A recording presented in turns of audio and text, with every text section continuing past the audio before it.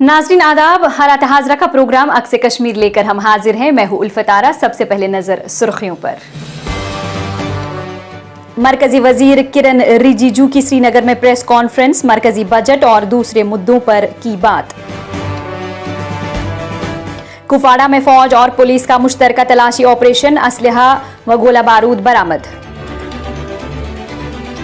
सुंबल सुनावारी में traders federation की press conference, इलाके के कई अहम मसाइल पर की बात। वादी में 10वीं और 12वीं जमात के इम्तिहानात शुरू, इम्तिहानी मराकिज के अंदर और बाहर माकूल इंतजामात। और गुलशन चौक बांडीपुरा में जानकारी प्रोग्राम, KPDCL ने किया था प्रोग्राम का इनकाद। खबरों में आगे जाने से पहले लेते हैं एक छोटा सा वक्फा।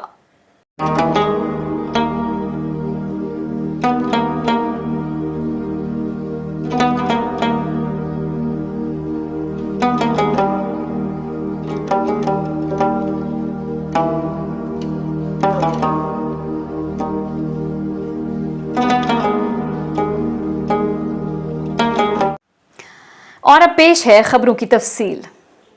मरकजी वजीर किरण रिजिजू का कहना है कि वजीर आजम नरेंद्र मोदी और वजीर दाखिला अमित शाह ने वाज़ेह कर दिया है कि वक्त आने पर जम्मू कश्मीर को रियासत का दर्जा बहाल कर दिया। जहां उन्होंने रियासत का दर्जा बहाल करने के लिए कोई टाइमलाइन देने से इनकार कर दिया।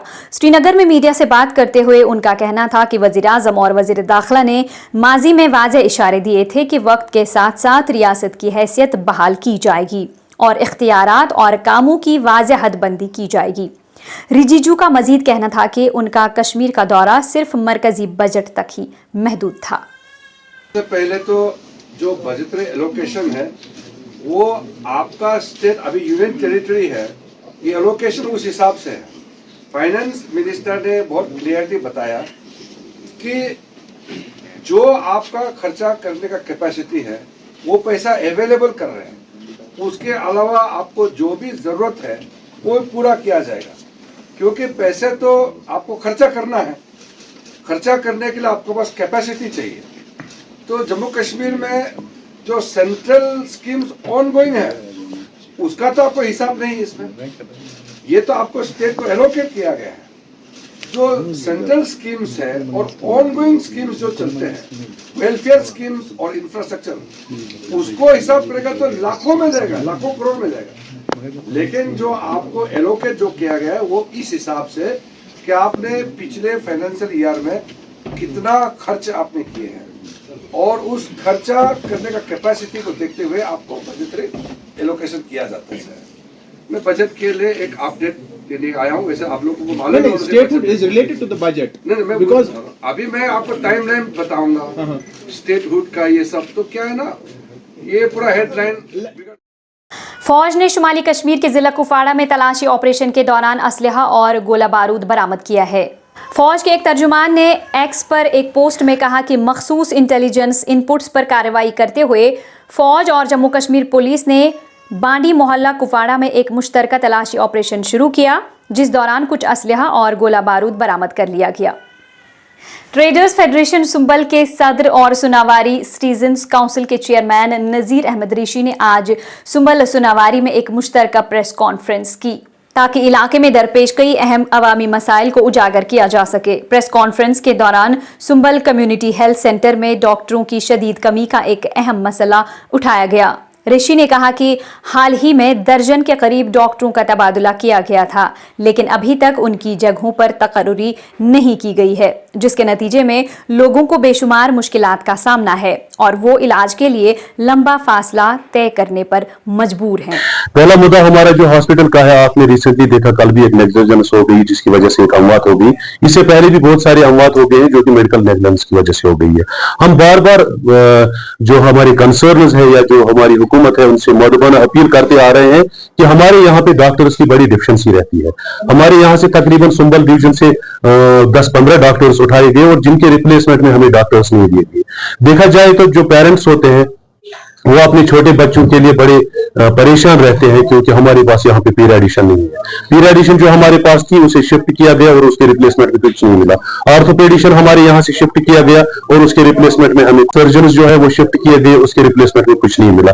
देखा जाए तो संभल से डॉक्टर्स उठाए गए हैं कंटिन्यू पिछले 2-3 साल से और रिप्लेसमेंट में कुछ नहीं है। डॉक्टरों की बड़ी अदम दस्तियाबी जो हॉस्पिटल में है वो मौजूद है, और मैंने देखा है कि FMPHWs जो है वो अब हॉस्पिटल में काम करते हैं एज ए डॉक्टर्स, क्योंकि प्रॉपर डॉक्टर्स नहीं होते हैं, जिन्हें कि हम अदर लैंग्वेज में ये भी बोल सकते हैं कि मेडिकल असिस्टेंट्स जो है डॉक्टर का पेशा निभा रहे हैं। इसके साथ साथ मैंने देखा है कि बहुत सारे ऐसे काम है हमारे इलाके में जो डेवलपमेंट वर्कर्स भी है वो रुकी पड़ी है। उसमें से मैं ये बात कहूंगा कि हमारी टीम जो सोनावारी सिटीजन काउंसिल और ट्रेडर्स फेडरेशन संभल ने बहुत हद तक कोशिश की, और हमने यहाँ हॉस्पिटल में एक जो ATM है, CRM है, वो पास कराया था। अल्हम्दुलिल्लाह that is complete almost that is completely functional. लेकिन बदकिस्मती की बात यह है कि उसे अब फंक्शनल चलाया नहीं जा रहा है। इसके ताई हमने जो इसके कंसर्न्स है, जो हमारा ये जावेद साहब इसके क्लस्टर हेड है, मैंने कल भी उनके साथ बात की। मैंने बोला जनाब हमने इसमें बड़े पापड़ बेले, इस ATM को लाने में इसमें बड़ी सख्तियां हमें झेलनी पड़ी। अल्हम्दुलिल्लाह अब ये हो गया था, इसको फंक्शनल क्यों नहीं बताया जाता है? तो उसने बोला था 2-3 दिन में हम इस ATM को फंक्शनल करेंगे। ATM के साथ साथ इसमें हमने CRM के लिए भी अपील की है। CRM के लिए उन्होंने कहा है कि कुछ टाइम हमें लगेगा, लेकिन फिलहाल हम ATM तैयार चलाएंगे, इसको फंक्शनल करेंगे। वो बिल्कुल कंप्लीट है, लेकिन लोगों को उससे कोई फायदा हासिल नहीं हो रहा है अभी तक, क्योंकि उसे चलाया नहीं जा रहा है। अब्दुल मजीद डार ने आज बाज़ाब्ता तौर पर बांडीपुरा के नए चीफ एजुकेशन ऑफिसर के तौर पर चार्ज संभाल लिया। CO ऑफिस पहुंचने पर असातिज़ा और अमले के अरकान ने उनका पुरतपाक इस्तकबाल किया, जिन्होंने उनकी तकर्री पर खुशी और उम्मीद का इजहार किया। वाज़ेह है कि डार एक तजुर्बाकार माहिर तालीम है।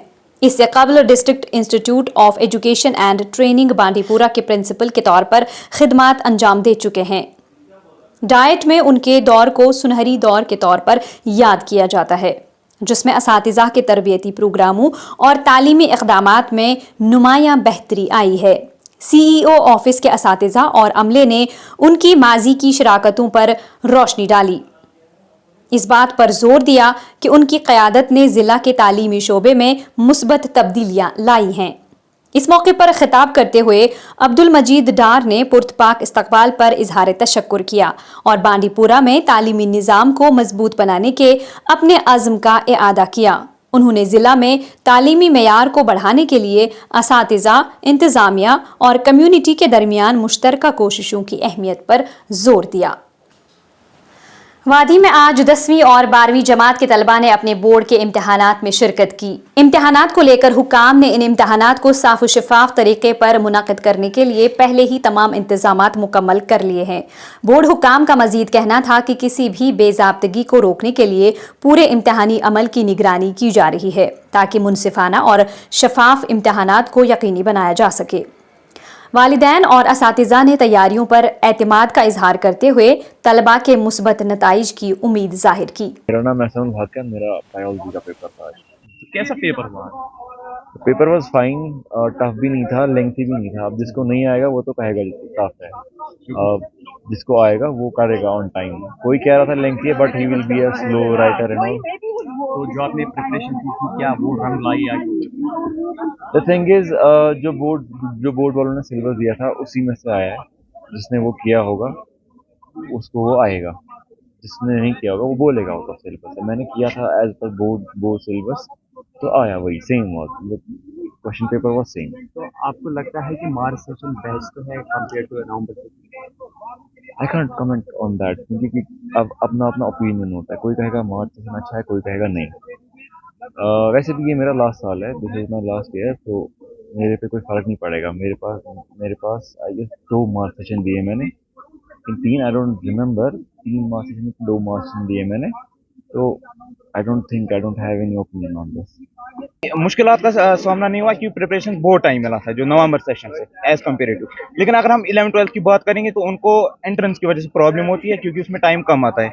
मार्च सेशन की सिर्फ वही प्रॉब्लम थी, बाकी ठीक था। टाइम मिलता है बहुत प्रिपेयर करने के लिए बोर्ड्स के लिए, लेकिन एंट्रेंस में सिर्फ प्रॉब्लम होती है करने के लिए। Thank you. श्रीनगर में आज PDP के तर्जुमान इकबाल त्रंबू ने कई मसाइल को लेकर मीडिया के साथ बात की। इस मौके पर उनका कहना था कि जम्मू कश्मीर को 20 लाख बेरोजगार नौजवानों के साथ एक संगीन चैलेंज का सामना है। आज़ादी से पहले इस खित्ते का कारोबार तकरीबन 1 लाख करोड़ रुपए सालाना था। ये आदादशुमार 78 साल बाद भी नाकिस सड़क राबतों की वजह से बदस्तूर बरकरार है। LOC तिजारत और सड़कें खोलने जैसे इक़दामात इस सिलसिले में मुस्बत इक़दामात थे, लेकिन अब सूरत हाल इसके बरक्स है। हमारे मुल्क ने इंडिपेंडेंस हासिल की 1947 की मैं बात कर रहा हूं। उस वक्त सबसे ज्यादा कुर्बानी अगर इस मुल्क में किसी ने दी है तो वो जम्मू कश्मीर के लोगों ने।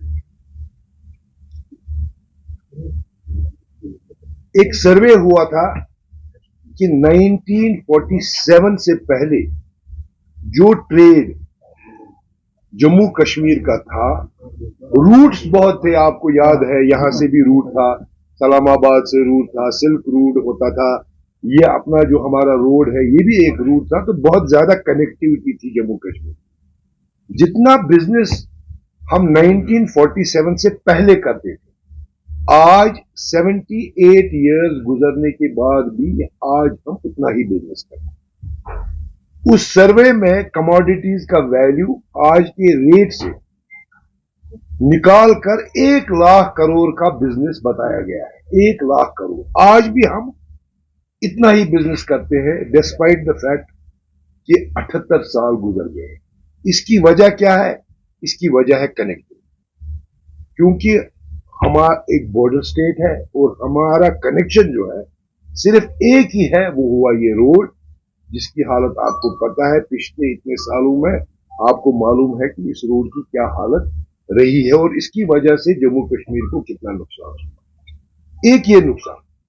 दूसरा बड़ा नुकसान जो जम्मू कश्मीर के लोगों को हुआ, वो हुआ इंडस वाटर ट्रीटी की वजह से। पानार के मकामी लोगों ने पानी और सड़क के राबते समेत बुनियादी सहूलियात की कमी पर तशवीश का इजहार किया है। उन्होंने डिप्टी कमिश्नर बांदीपुरा पर जोर दिया है कि वो इलाके का दौरा करें और उनके मसाइल के हल के लिए अवामी शिकायत कैंप का इनेकाद करें। लोगों ने बताया कि बार बार दरख्वास्तों के बावजूद उनके मसाइल हल नहीं हुए, जिससे उनकी रोजमर्रा की जिंदगी मुतासिर हो रही है। वो जरूरी खिदमात तक रसाई को यकीनी बनाने के लिए हुक्काम से फौरी मुदाखलत के ख्वाह हैं। कि जनाब हमारी जो पंचायत पानार है, मुझे लगता है बिल्कुल महज इसमें कोई काम नहीं हुआ है। बहरहाल इस वक्त मैं जनाब DC साहब से ये रिक्वेस्ट करना चाहता हूँ, बांडीपुरा DC साहब से, कि आप एक बार मेहरबानी करके एक दिन थोड़ा सा टाइम निकाल के पब्लिक दरबार कीजिए पानार पंचायत में। वहाँ के हालात देखिए और पंचायत के लोग भी आएंगे, वो उनका हालात भी देखिए, आपकी जिम्मेदारी बनती है। अब इस वक्त फ़िलहाल जिस काम के लिए हम आए हैं, एक तो हमें लिंक रोड एक चाहिए पानार के बीच में से, जो पूरे पानार को कवर करे, यानी कि बिलाल कॉलोनी से लेकर पथी महल्ले तक। दूसरा हमारा एक ट्रांसफार्म है राथर महल्ले में, तो वो दे दीजिए। उसके लिए हमने बहुत मेहनत की है, तो हमारा आज तक उस कागज़ में कोई काम नहीं निकला है। मैं DC साहब से रिक्वेस्ट करता हूँ कि ज़ाती मुदाखलत करके वो ट्रांसफार्म हमें दिलवाइए। नंबर 3, पानी का जो मसला है जल शक्ति का, वो यूं का तूं है। पहले भी 2-3 बार मैंने कहा है, आज भी मैं रिक्वेस्ट करता हूं कि वहां आके उस PHE वाले और ये जो जल शक्ति वाले हैं, इन सबों के साथ मिलके हमें पानी दीजिए, हम मजबूर हैं। ये हमारी अशद ज़रूरत 3 चीज़ें हैं। और मैं रिक्वेस्ट करता हूं कि एक बार हल्का पंचायत पानार में आइए, पब्लिक दरबार लगाइए, वहाँ और पंचायतों के लोग भी आएंगे, उनकी मुश्किलात भी देखिए। Kashmir power distribution corporation limited ने बांडीपुरा गुलशन चौक में PM सूर्य घर मुफ्त बिजली योजना पर एक बेदारी प्रोग्राम का इनेकाद किया। इस मौके पर ओहदेदारों ने शुरका को स्कीम के फवाइद, अहलियत के मेयार और दरखास्त के अमल के बारे में आगाह किया। उन्होंने बताया कि किस तरह इस इकदाम का मकसद शमसी तवानाई के इस्तेमाल को फ़रोग देना और घरानों के लिए बिजली की लागत को कम करना है। हमने यहाँ पे एक प्रोग्राम रखा था, PM सूर्यागर मुफ्त बिजली योजना। ये sub division Bandipora, elected division Bandipora ने रखा था। इसका मुद्दा मकसद एक ही है, जो भी कंज्यूमर है जिसकी बिलिंग ज़्यादा आती है, उसको मुफ्त बिजली मिले, क्योंकि वो खुद जनरेट करे, जहाँ घर पे ही इलेक्ट्रिसिटी जनरेट करे। यहाँ पे गवर्नमेंट ने एक इसके लिए सब्सिडी भी रखी है, 1 किलोवाट टू 10 किलोवाट तक ये दे रहे हैं। सिंपली करना क्या है, एक ऑनलाइन एप्लीकेशन दर्ज करनी है, उसमें अपना कंज्यूमर आईडी डालना है, कंज्यूमर आईडी डालने के बाद एक फ़ोन नंबर भी डालना है और एक वेंडर लिस्ट वहाँ पे दिया गया है, वो उसको चूज़ करना है। ठीक इंस्पेक्ट करते हैं बिजली वाले ही, KPDCL इसको इम्प्लीमेंटिंग एजेंसी है, वो देखते हैं कि क्वालिटी और क्वांटिटी दोनों चीज़ें वो चेक करते हैं, आफ्टर दैट ही वो इंस्टॉल हम कर पाते हैं। और इसी के साथ आज के इस बुलेटिन में फिलहाल इतना ही। इजाजत दीजिए, शब बखैर।